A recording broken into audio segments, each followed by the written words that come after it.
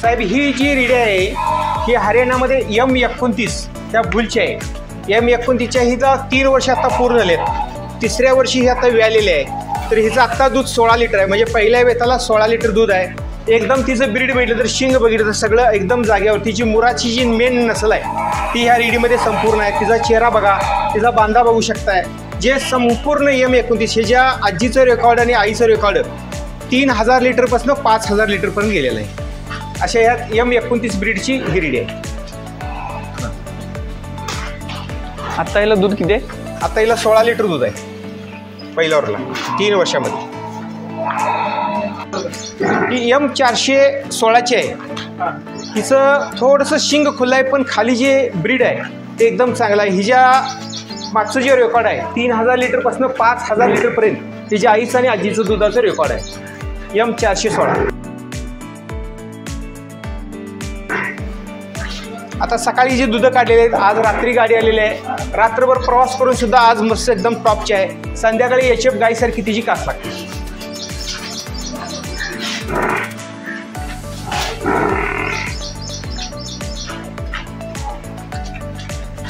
बांधतो ठीक। तुम्ही गेल्या वेळी आपल्या इकडे आला होता, म्हैस घेतला, थोडक्यात तुमचं नाव गाव आणि तुमच्या म्हैशीचं तुम्हाला जे काय दूध दिलेलं काय वाटतंय ते आमच्या शेतकरी बंधूंना तुम्ही तुमच्या तोंडातनं थोडंसं बोला की बरं होईल। रोहित शिवाजी कुंभार, मुक्काम पोस्ट कासेगाव, तालुका वाळवा, जिल्हा सांगली। आपण यांच्याकडून 26/9/2022ला एक म्हैस घेतली होती।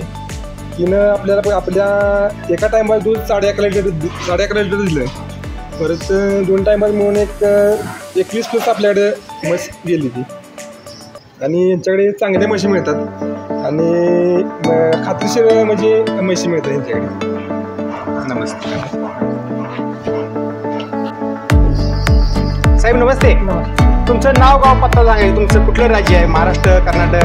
मी कर्नाटक राज्यातला आहे आणि तालुका निपाणी, जिल्हा बेळगाव आणि कुन्नूर गावाचा आहे मी। नाव माझं रावसाहेब अण्णाप्पा निकम। तुम्ही आतापर्यंत आमच्या किती म्हशी नेल्या हनुमान डेअरीवरनं? एक 4 म्हशी नेलेली। बरं बरं बरं। आणि म्हशी आम्हाला चांगल्या लागलेल्या आहेत। आम्ही इथं पाशिंग करून येतात त्याच्यापेक्षाही आमच्यात वाढलेलेच आहे आणि बाकीचं काय आम्हाला कुठली तक्रार काय वाटली नाही। पद्धतशीर आतापर्यंत नेलेल्या म्हशी आम्हाला चांगल्या वाटतात। नमस्ते।